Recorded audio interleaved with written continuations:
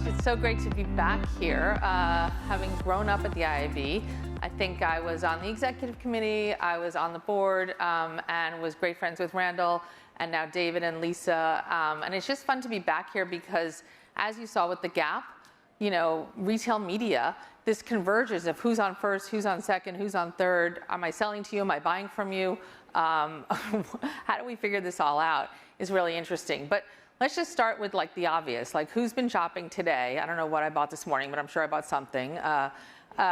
This week, yes, thank you, keep your hands up. This month, okay, so you're not alone. You know, if you not only come to this great conference, but also know that in the fall they do this extraordinary brand economy study and summit. The storeless economy has accelerated like close to 300%. I mean, the numbers are staggering, and it's really a quarter of all the shopping in the next few years.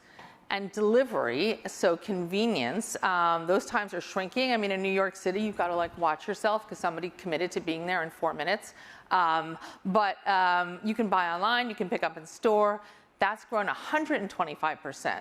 So those numbers, which are directly from the IAB study, I think are underrepresented because that was in the fall. So those numbers are grown. So for me, I started out as a builder and an operator. I think my first presentation at the IAB, for those old enough here, was Baby Center and Insights to the New Form of Media, and then went into the latest company that I built, Brandless, talking about what does it mean to be a brand in modern times. I've since gone on to teach. I now teach at USC a class called the Community Playbook and Web3 Playbook for Brands and Businesses, and I have the privilege of working with some of these extraordinary new companies. But I'm also a mom. In COVID, like all of you, and we did a lot of cooking. I mean, I have two sons, 20 and 22, and they were home, which was really good at the beginning. And then after 7 meals before 4 p.m., I was like, there's got to be a better way. So I started to research. You know, yes, I need a smart oven. I also need like a chef and a dog walker and a concierge and everything in between. But I wanted to figure out, like, how can I make this better? Because, like, the turnover in this kitchen is not for the industrial scale that seems to be coming through it right now. Crazy. So, of course, you know, I go to Amazon after I read the reviews, and I see the stars, and I want to understand it there. And then I go to social, and I want to see what people are talking about and how's the customer service and all the rest. Because, you know, I'm bringing this thing in, and I think we used it more than the car. So nobody was leaving the house, but, boy, this thing got a run for its money. And the funny part is after we bought it, it's actually asking me to post my photos when I'm done cooking. So talk about a full life cycle of social commerce. My toaster is telling me to post. And occasionally I do because I want people to know that I'm actually doing something 19 times before 4 p.m. But let's go back for a second. Like the general store, the ultimate social commerce, right? Everyone knows you. I mean, it's sort of like Cheers without the alcohol. Although I gotta believe that if you lifted a few floorboards up, you'd probably find that too. So this is how it all started, but then we started to move. And so as we started to move, that little town and that little general store where everyone knows your name started to become strip malls, and people started to move out to the suburbs. And so what were we gonna do? You can't put a bunch of sacks of flour and grain out in these malls. And that's when really CPG started.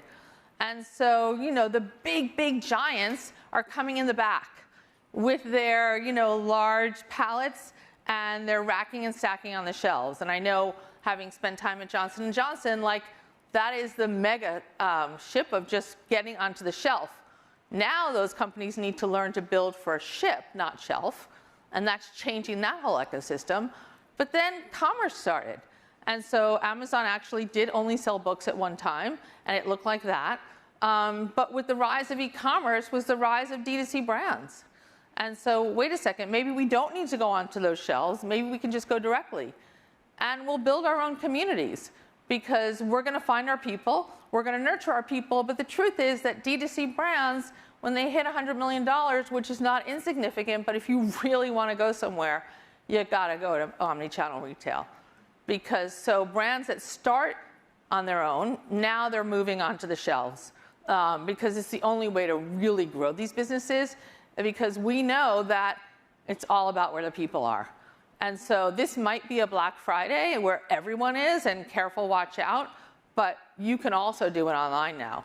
So from footfall to clickfall, it's about location, location, location. And so understanding that role and how it all comes together, I mean, yeah, it's going to the metaverse, and that's another thing to explore, but really, where is the traffic? You can go to Charlotte Tilbury in the metaverse and shop with your friend, and it's kind of fun if you haven't done it. If you find all the keys, you get a GWP, so that's really fun. But truthfully, the major place where it's happening is on marketplaces. And so marketplaces is where the traffic is, it's where the engagement is where the discovery is, and it's where social commerce is sitting. And so to have that conversation, I brought today 2 companies and 2 women who are doing extraordinary things. Jenny Gyllander, she's the founder, if you haven't heard of Thingtesting, they're one of the largest directories of D2C brands with real people verified reviews.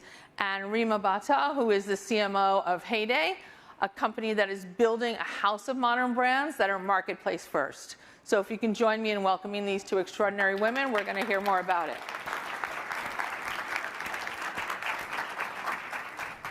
Thank you. Thingtesting, what's that? Have a seat. Let's go. Let's go. Hi, everyone. I'm Jenny, founder of Thingtesting. We're a 2-year-old startup and building a brand discovery and review community for direct-to-consumer brands. I sometimes call the starting point for Thingtesting one of my best mistakes. It was an Instagram account. I was reviewing one product at a time myself while working in VC. We were seeing these amazing brands come to us and pitch their ideas, and I just had a lot of questions. Why does a suitcase company need millions of dollars in funding, and has anyone tried these products? So that's what I started doing. You couldn't do that alone, I realized pretty quickly. So in March 2020, we launched the first version of the site, thingtesting.com, and no longer was I reviewing these products alone.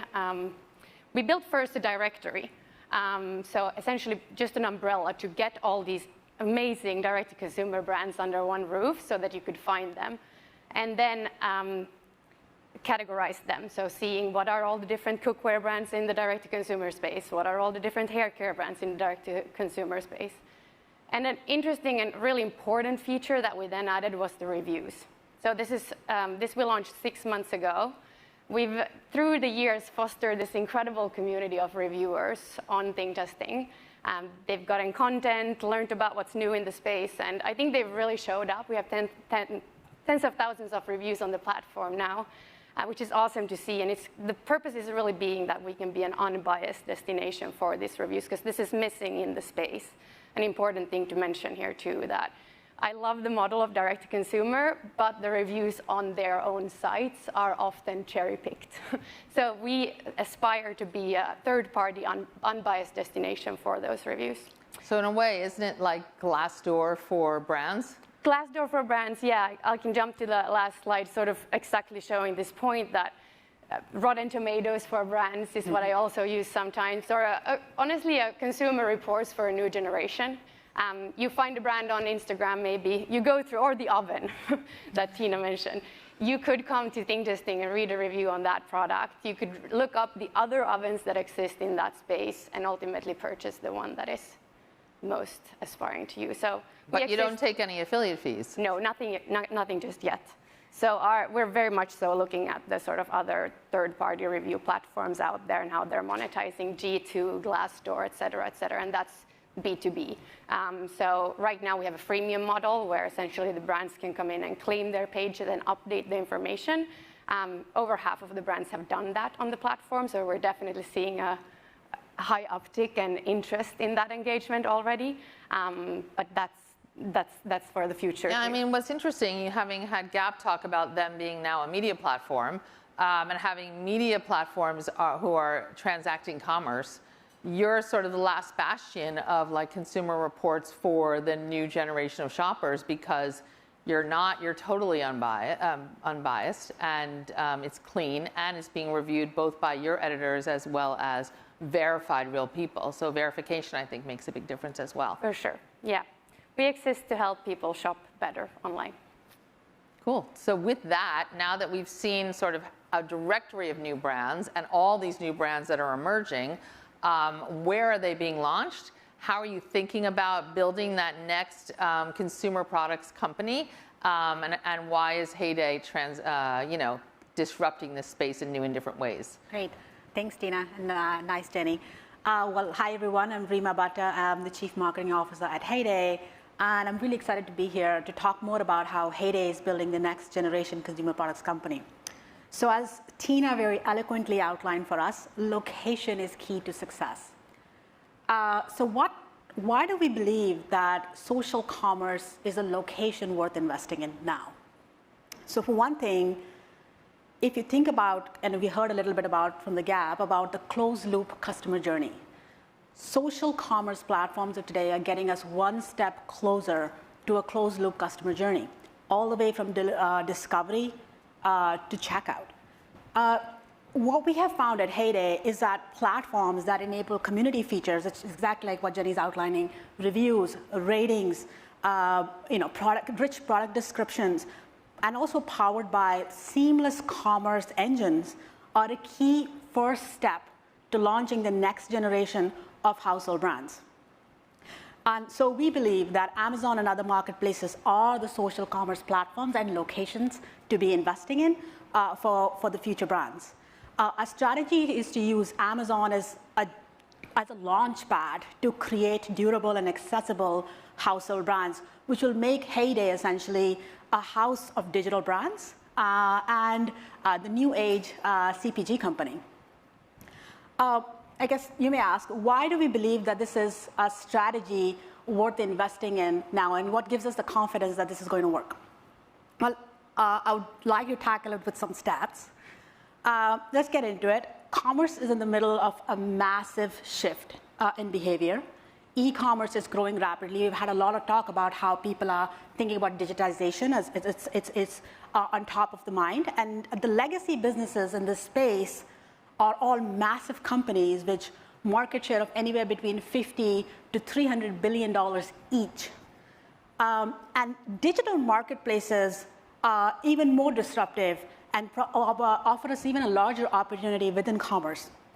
And the reason for that, or some of the main reasons for that, the first is scale, right? 60% of e-commerce transactions are having on digital marketplaces today and growing faster than the rest. Like D2C has certain limitations, as Tina mentioned.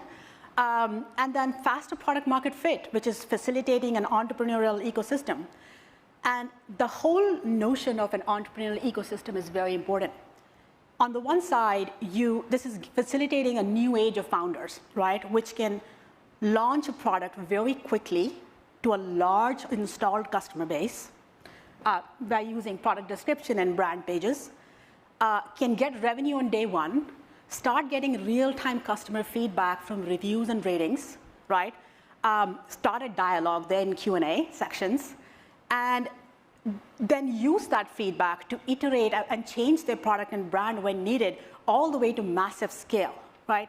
On the other side, you have consumers where this model is giving them access to a wider option of products and services that fit their personal needs and wallet. So it's a win-win for the founders that are creating this brand, and a win for the consumers that are actually the end users for this brand. So Reema and I were chatting, if you remember when Steve Jobs came onto the stage with an iPhone and he said, it's a phone, it's a music player. He didn't imagine that a few years later, someone would say taxi. But really what they launched with the iPhone was the iOS, which just opened up an entire universe of developers in their basements, in big companies, all around the world to be able to drop new types of apps to be inside of that ecosystem. We don't often think about these marketplace platforms as platforms to actually enable entrepreneurs to do similar things. So the concept, you saw that P&G giant train. They don't need to go through that same process. It's infinite shelf space, and they can launch in these environments and iterate. So incredible entrepreneurs who are coming up with disruptive products are using this platform just like developers were in the iOS days to launch, and the discovery is kind of remarkable. Absolutely. So we are absolutely using Amazon as an operating system for brands, right? So we are we are the next gen consumer products company because we're taking a very different approach to go to market. So as you clearly outlined, CPG back in the day, or the legacy CPG back in the day, had a qualitative approach to insight gathering, leverage retail as the first stop for the go to market, very IP heavy, long product development cycles. Heyday is different, and Amazon is enabling us to be different because we are using a very data-driven approach to product development and product launch. We are using the marketplace as the launch pad for our products and brands. We're able to garner feedback from actual customers very quickly. It's not a survey-based approach. It's like people are buying the products.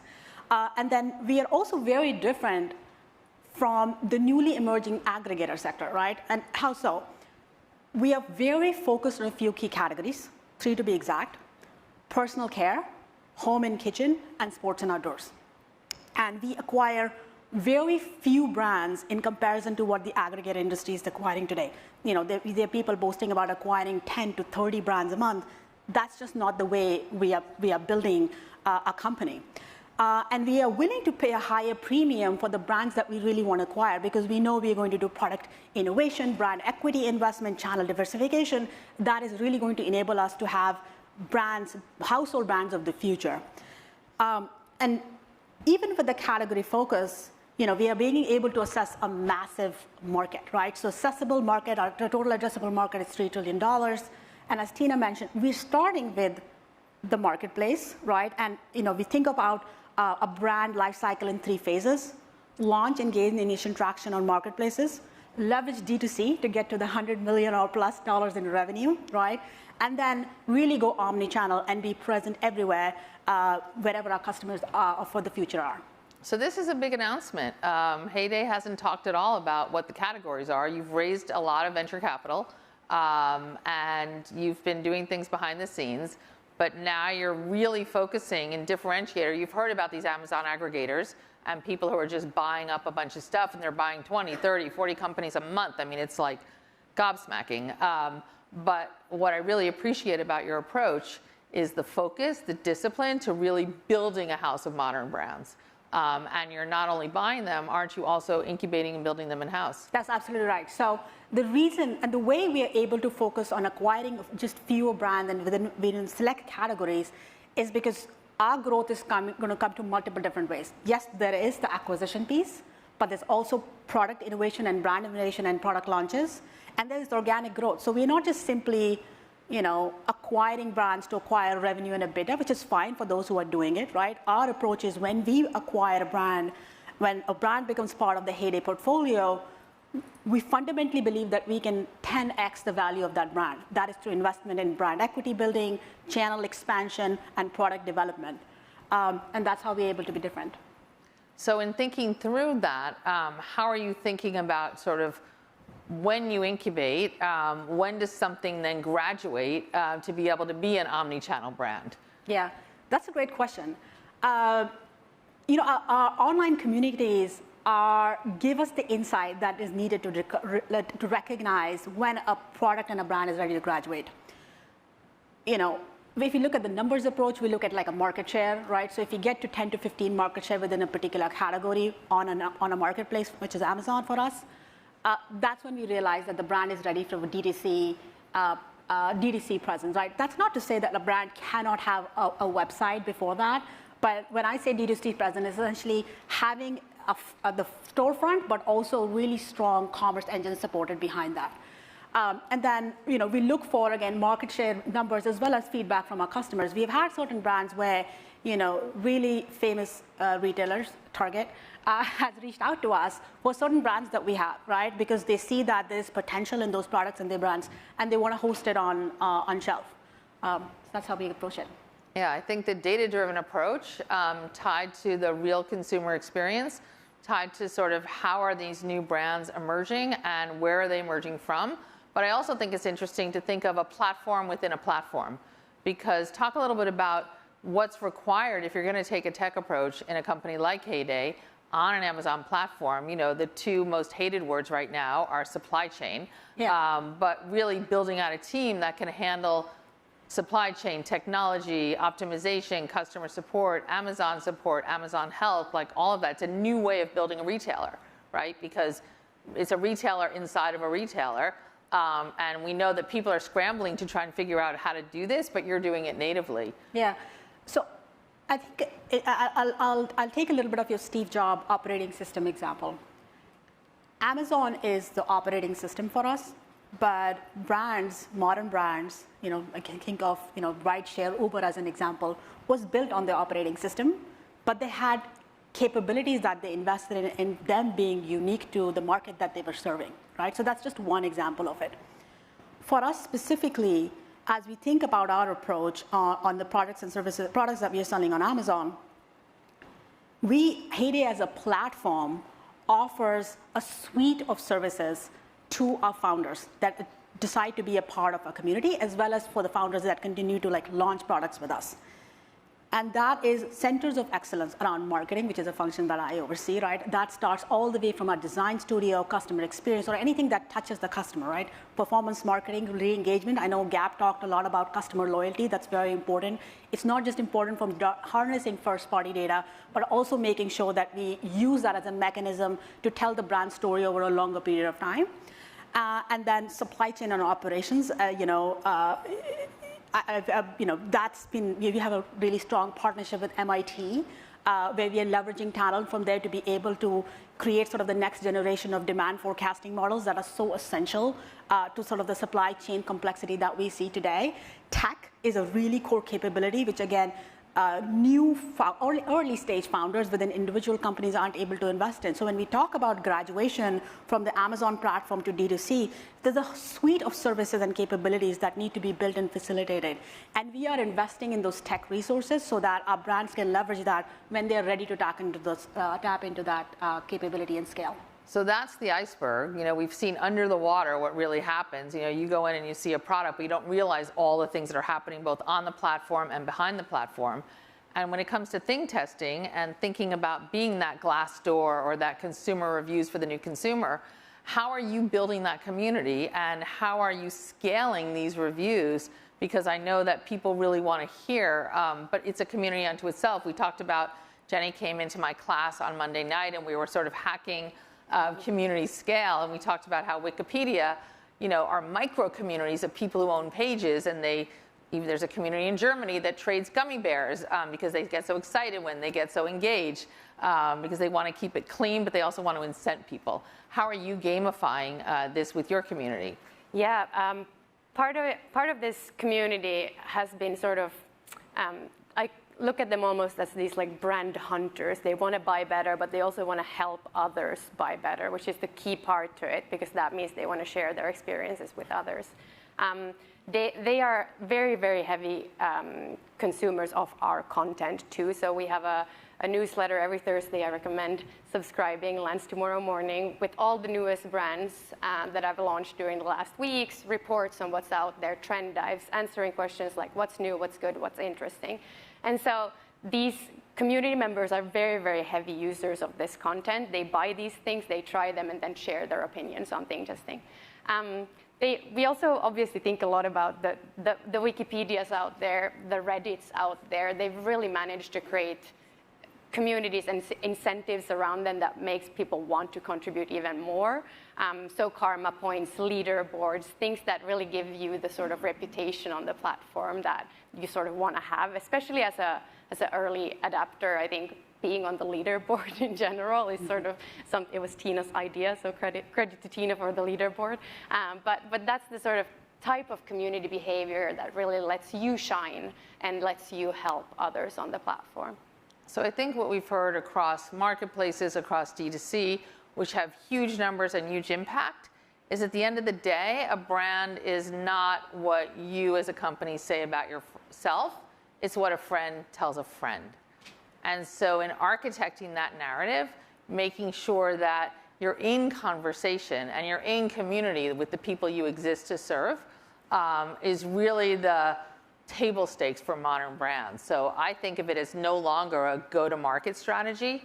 I think of it as a go-to-community strategy.